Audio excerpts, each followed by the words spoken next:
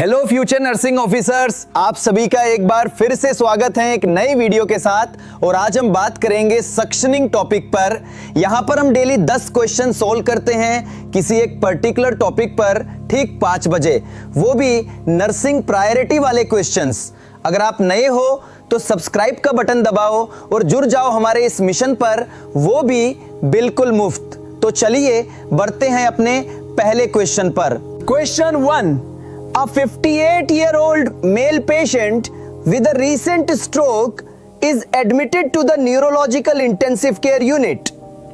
He is nonverbal, partially paralyzed and has a weak, ineffective cough. The nurse notes coarse crackles and rhonchi bilaterally in the lung fields upon auscultation, and the patient's oxygen saturation has dropped from 96% to 90% on 2 liters per minute nasal cannula. Which finding is the most definitive indicator that endotracheal suctioning is immediately warranted for this patient? A. Presence of bilateral coarse crackles and rhonchi. B. Patient's inability to effectively clear secretions with a cough. C. Drop in oxygen saturation to 90% despite supplemental oxygen. D. A sudden, unexplained increase in peak inspiratory pressure on the ventilator if intubated. Correct answer C. Explanation: while coarse crackles, rhonchi और ineffective cough सभी indicate करते हैं कि secretions present हो सकते हैं, the most definitive indicator जो immediate suctioning को जस्टिफाई करता है वो है पेशेंट के ऑक्सीजन सैचुरेशन में सिग्निफिकेंट ड्रॉप 96% से 90% जो सप्लीमेंटल ऑक्सीजन के बावजूद हो रहा है। इसका मतलब है कि सिक्रीशंस एयरवे ऑब्स्ट्रक्शन कॉज कर रहे हैं, जिससे गैस एक्सचेंज कॉम्प्रोमाइज हो रहा है और पेशेंट हाइपोक्सीमिया एक्सपीरियंस कर रहा है। यह एक क्रिटिकल साइन है that requires prompt intervention to restore oxygenation. Option A, course crackle सिरहोची सिक्रीशंस इंडिकेट करते हैं पर हमेशा इमीडिएट सक्शनिंग की जरूरत नहीं होती अगर पेशेंट ऑक्सीजनेट कर पा रहा हो। ऑप्शन बी, इनइफेक्टिव कफ सक्शनिंग का एक रीजन हो सकता है पर अलोन इतना क्रिटिकल नहीं है अगर SpO2 स्टेबल हो। Option D, increased PIP intubated patient में सक्शनिंग की इंडिकेशन हो सकती है पर इस केस में पेशेंट इंट्यूबेटेड नहीं है। मोरओवर, डिसैचुरेशन एक डायरेक्ट फिजियोलॉजिकल कॉम्प्रोमाइज है। Question 2, a nurse is performing endotracheal suctioning on an intubated patient. During the procedure, the cardiac monitor alarms, showing a sudden onset of bradycardia with the heart rate dropping from 90 bpm to 45 bpm. What is the immediate priority nursing action? A. Immediately remove the suction catheter and hyperoxygenate the patient. B. Continue suctioning for no more than 10 seconds, then assess. C. Administer atropine intravenously as per standing orders for bradycardia. D. Notify the physician immediately and prepare for advanced cardiac life support. Correct answer A. Explanation: bradycardia during suctioning is a common and serious complication often caused by vagal stimulation जो pharyngeal और tracheal irritation से trigger होता है या hypoxemia due to suctioning। इस emergency में immediate priority है suction catheter को रिमूव करना टू स्टॉप द स्टिमुलस और पेशेंट को हाइपर ऑक्सीजनेट करना टू एड्रेस एनी हाइपोक्सीमिया और वेगल रिस्पॉन्स को रिवर्स करना। इस एक्शन से यूजुअली हार्ट रेट स्टेबलाइज हो जाती है। Option B continue suctioning condition को और वर्सन करेगा। Option C administer atropine may be necessary if bradycardia persist, पर first line action catheter removal और ऑक्सीजनेशन है। Atropine requires a physician's order. Option D notify physician is important after initial stabilisation, पर immediate action patient safety के लिए पहले आना चाहिए। Question 3, a nurse is preparing to suction a premature infant who is intubated. The infant weighs 1.5 kg. What is the most appropriate suction pressure and catheter size to use for this infant? A. Suction pressure 80 mm Hg, catheter size 10 FR. B. Suction pressure 60 mm Hg, catheter size 6 FR. C.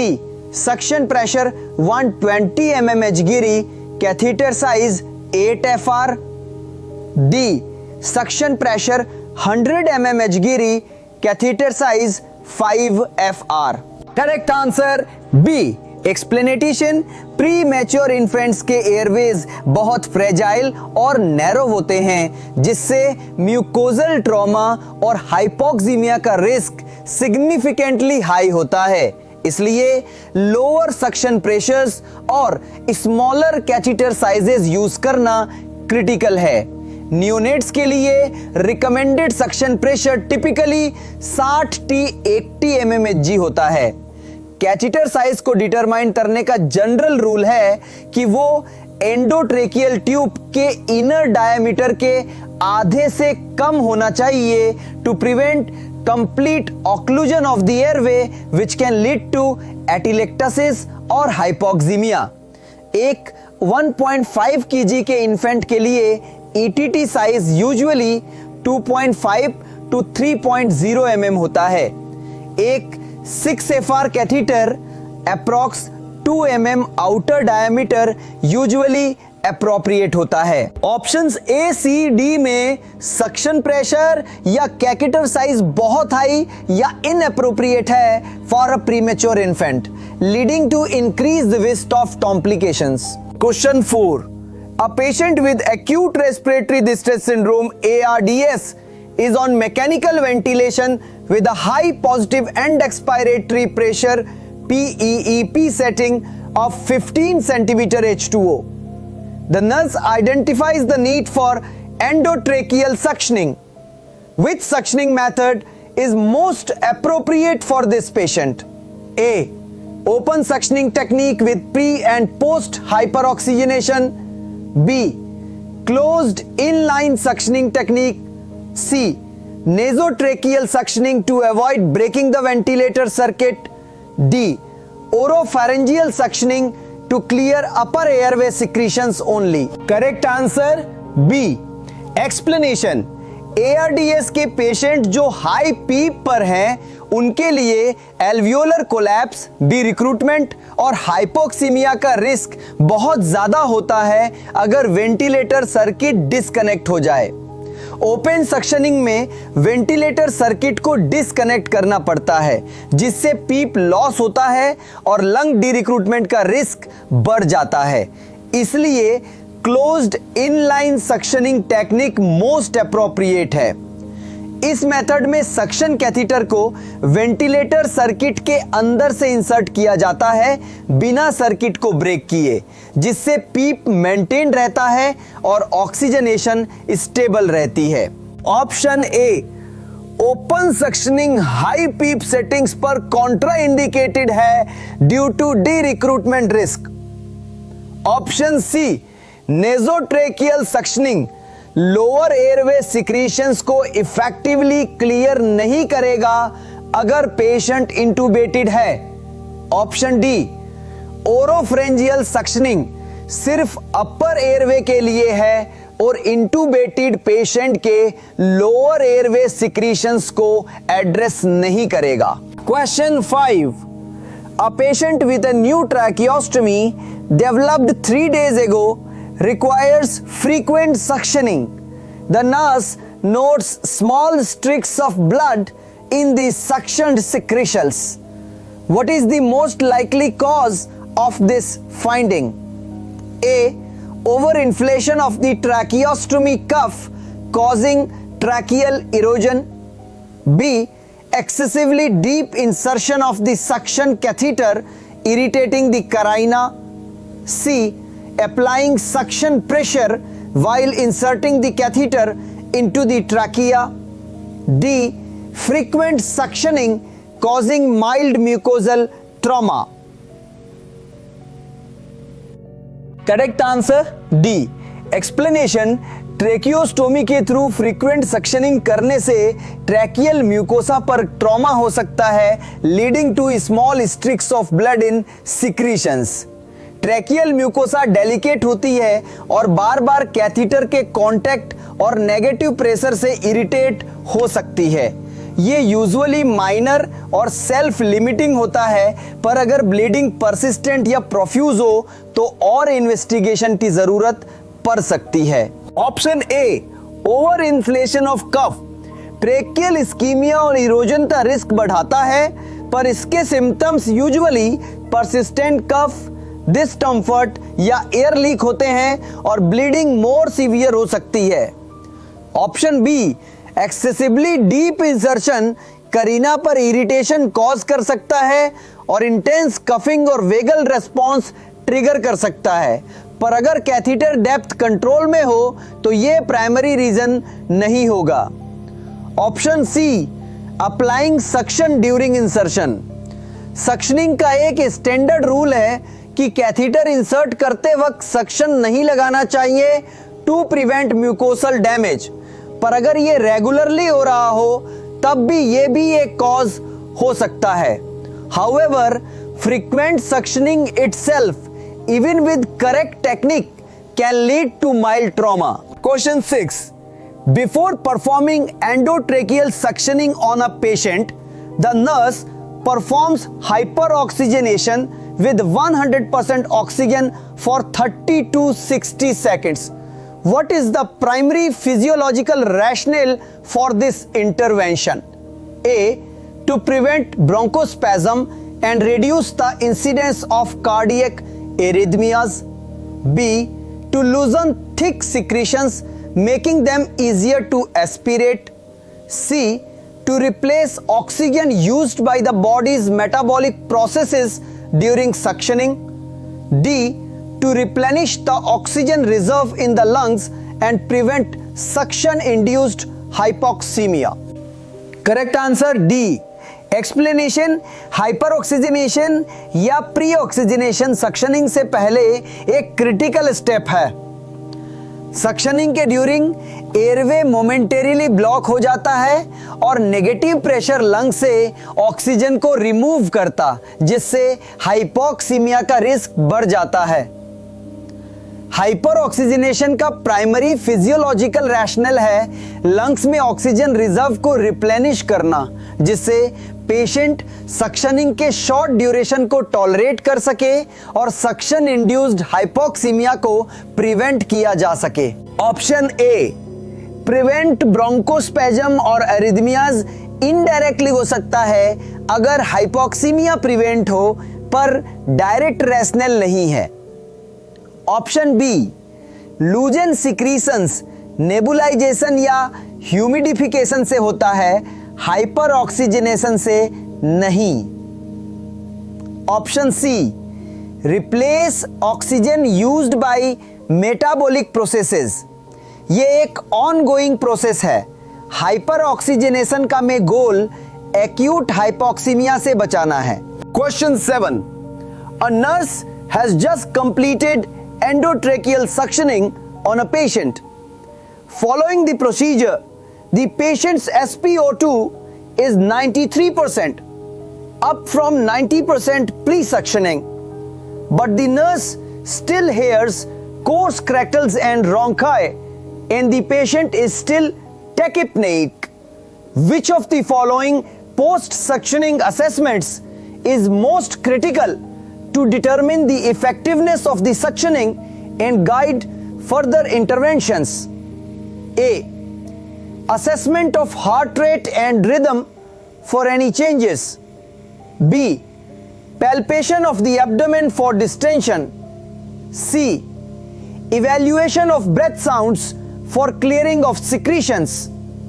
D. Observation of capillary refill time and skin color. Correct answer C. Explanation. Suctioning का primary goal है Airways से secretions को clear करना to improve gas exchange. इस case में SpO2 थोड़ा improve हुआ है पर पेशेंट अभी भी टैकिपनिक है और कोर्स क्रैकल्स और रोकी अभी भी प्रेजेंट है, जो इंडिकेट करता है कि सिक्रीशंस पूरी तरह से क्लियर नहीं हुए हैं। इसलिए ब्रेथ साउंड्स का evaluation for clearing of secretions most critical assessment है टू डिटरमाइन कि सक्शनिंग कितना इफेक्टिव रहा और क्या और इंटरवेंशंस की जरूरत है, जैसे रिपीटेड सक्शनिंग, रीपोजिशनिंग या nebulisation. Option A heart rate और रिदम वाइटल साइंस का पार्ट है पर डायरेक्ट इंडिकेटर नहीं है कि सिक्रीशंस क्लियर हुए या नहीं। Option B abdomen palpation distension के लिए है जो सिक्रीशन से डायरेक्टली रिलेटेड नहीं है। ऑप्शन डी कैपिलरी रिफिल और स्किन कलर परफ्यूजन स्टेटस के इंडिकेटर्स हैं पर ब्रेथ साउंड्स डायरेक्ट असेसमेंट है रेस्पिरेटरी फंक्शन का। Question 8. A nurse needs to suction an unconscious patient who has copious, thick oral secretions and gurgling respirations but is not intubated. The patient is unable to produce an effective cough.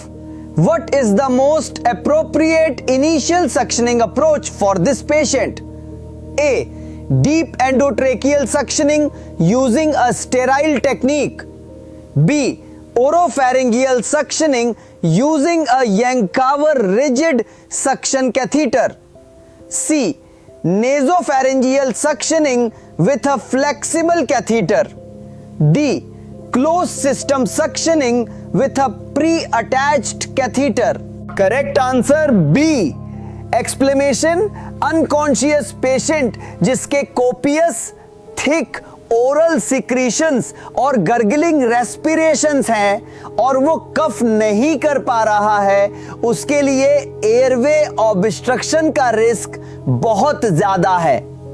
इस situation में oropharyngeal suctioning using a Yankauer rigid suction catheter most appropriate initial approach है। Yankauer catheter oral cavity से secretions को rapidly और effectively remove करता है। यह technique clean technique होती है और पेशेंट के अपर एयरवे को क्लियर करने के लिए डिजाइंड है, जिससे एस्पिरेशन का रिस्क कम होता है और एयरवे पेटेंसी रीस्टोर होती है। Option A deep endotracheal suctioning is for intubated patients and would be an invasive and potentially harmful first step for a non-intubated patient. Raphael C. Nasopharyngeal suctioning lower airway secretions को target करता है और oral secretions के लिए primary choice नहीं है। Option D closed system suctioning intubated या tracheostomised patients के लिए है, नॉन इंट्यूबेटेड पेशेंट के लिए नहीं। Question 9. A patient undergoing frequent nasopharyngeal suctioning develops epistaxis, nosebleed. The nurse understands that this complication is most likely due to which of the following? A. Suction pressure set too high during the procedure. B. Inadequate lubrication of the suction catheter. C. Repeated passage of the catheter through the same nostril. D. Patients underlying coagulopathy? Correct answer C. Explanation, nasotracheal suctioning में catheter को nasal passage से trachea तक insert किया जाता है। Repeated passage of the catheter through the same nostril nasal mucosa को irritate और injure कर सकता है, leading to epistaxis. Nasal mucosa बहुत वैस्कुलर होती है और ट्रॉमा के लिए प्रोन होती है। इससे बचने के लिए सक्शनिंग के दौरान नॉस्ट्रिल्स को ऑल्टरनेट करना चाहिए। Option A, suction pressure too high tracheal mucosal damage या हाइपोक्सीमिया का रिस्क बढ़ाता है, पर प्राइमरीली एपिस्टैक्सिस का नहीं। Option B, inadequate lubrication mucosal trauma का रिस्क बढ़ाता है, पर रिपीटेड पैसेज का इफेक्ट ज्यादा सिग्निफिकेंट हो सकता है।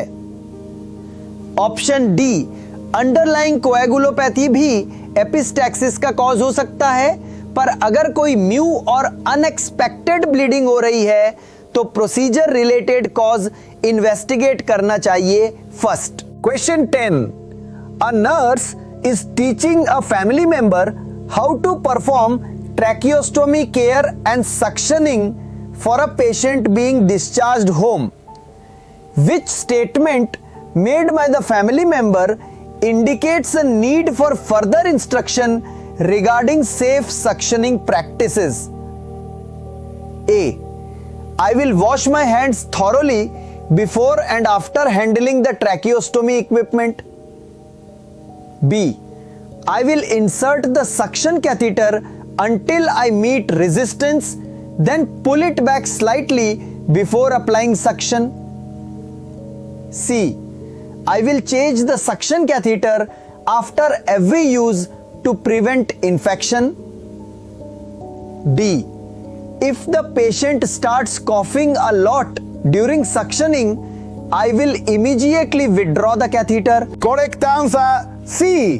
एक्सप्लेनेशन, होम केयर सेटिंग्स में ट्रेकियोस्टोमी सक्शनिंग के लिए क्लीन टेक्निक यूज की जाती है, ना कि स्टेराइल टेक्निक। इसका मतलब है कि फैमिली मेंबर सक्शन कैथीटर को क्लीन करके, जैसे टैप वाटर से रिंस करके रीयूज कर सकता है for up to 24 hours depending on agency policy, या जब तक वो कॉन्टेमिनेटेड ना हो जाए या ब्लॉक ना हो जाए।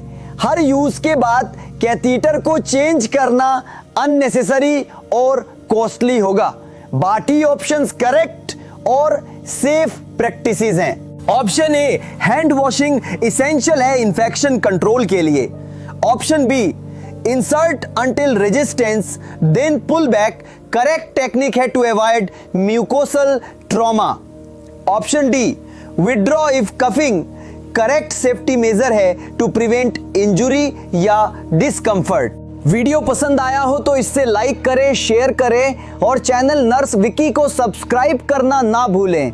कमेंट्स में जरूर बताएं कि ये एमसीक्यूज आपके लिए कितने हेल्पफुल रहे। मिलते हैं नेक्स्ट वीडियो में एक नए टॉपिक के साथ। तब तक keep learning and stay awesome.